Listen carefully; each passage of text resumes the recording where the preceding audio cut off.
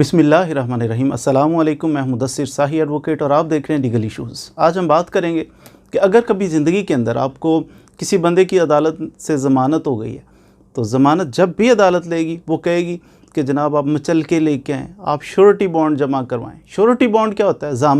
ज़मानत किसी बंदे की हो जाए तो कहते हैं कोई बंदा लेके आएँ, एक या दो बंदा लेके आएँ। इन बंदों को इसलिए लेके आएँ कि ये अपनी कोई प्रॉपर्टी, कोई ऐसी डॉक्यूमेंट वो उसकी कापी हमें जमा करवाएं और ओरिजिनल के ऊपर मोहर लगा के हम उसको रिटर्न करेंगे। फिर जहाँ पे उसका रिकॉर्ड, मिसाल के तौर पर हमारा कोई प्लाट है, हमारा कोई मकान है, उसकी रजिस्ट्री है मेरे पास, तो मैं क्या करूँगा, मैंने एक बंदे की अदालत से ज़मानत हो गई है तो मैंने उसकी ज़मानत देनी है। मैं ज़ामन बनता हूँ इसका कि ये बंदा भागेगा नहीं, इसे ज़मानत पे, बेल पे रिहा किया जाए, बाहर निकाला जाए। केस तो चलता रहेगा, लेकिन जब तक केस चल रहा है इस बंदे को बाहर घूमने फिरने दें। पता नहीं फ़ैसला क्या होना है इस केस का, इसको सज़ा होनी भी है या नहीं। तो मीनवाइल जब तक केस चल रहा है इस बंदे को बाहर निकाला जाए ज़मानत पे, इसे कहते हैं ज़मानत। अब ज़मानत पे बाहर जब भी निकाला जाएगा, कोर्ट कहेगा ज़मानत कौन देगा तुम्हारी।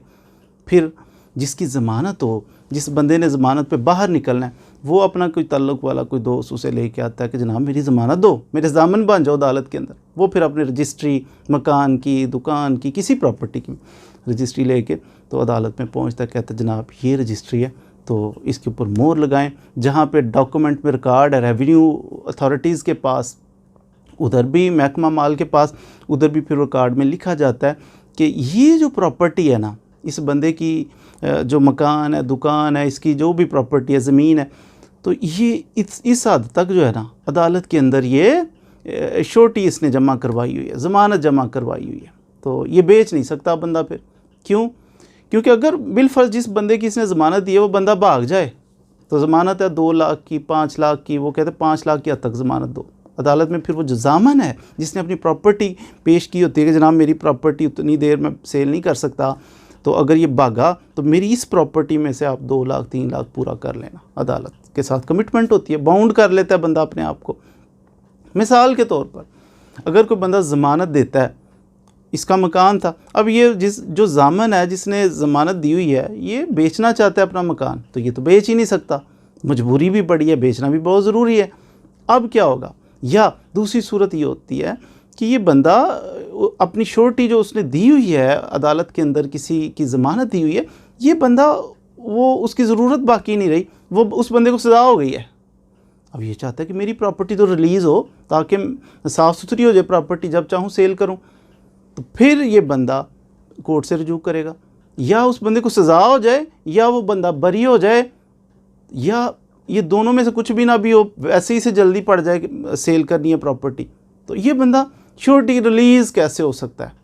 कोई बंदा जो ज़ामन है वो अपनी प्रॉपर्टी को उधर से डिस्चार्ज कैसे करवा सकता है अदालत से कि भाजी मेरी प्रॉपर्टी है, इसको ज़रा रिलैक्स करो क्योंकि मैं तो इसे बेचना चाह रहा हूँ।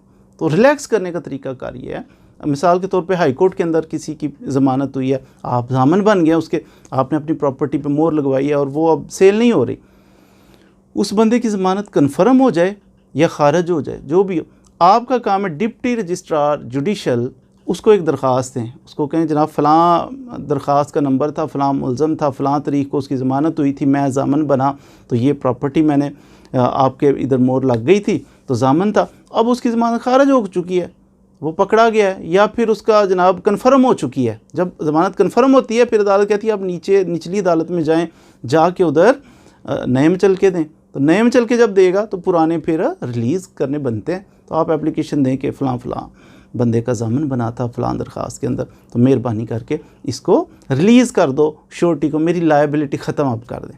तो वो फिर आपकी जो दरख्वास्त है उसको एडमिट करेंगे और आपकी वो जो उन्होंने मोहर लगाई उसको ख़त्म कर देंगे। आप फिर अपनी प्रॉपर्टी सेल कर सकते हैं। इसी तरह निचली अदालतों में भी आप समझते हैं कि जिसकी आपने ज़मानत दी थी वो बंदा बरी हो गया, केस में से फारिग कर दिया अदालत ने कि आप बाइज़्ज़त बरी हैं, या उस बंदे को सज़ा हो गई, वो जेल चला गया।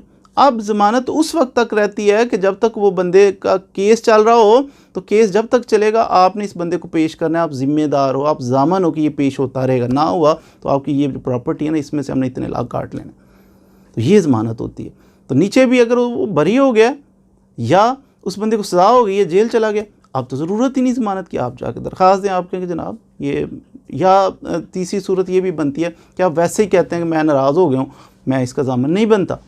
सब सूरतों में आपने जाके एप्लीकेशन मूव करनी है जज साहब के पास अदालत में कि जनाब मैं ज़ामिन बना था लेकिन अब नहीं बनता, या इसकी ज़रूरत बाकी नहीं रही, तो रिलीज़ कर दें, मेरी ज़िम्मेदारी ख़त्म कर दें।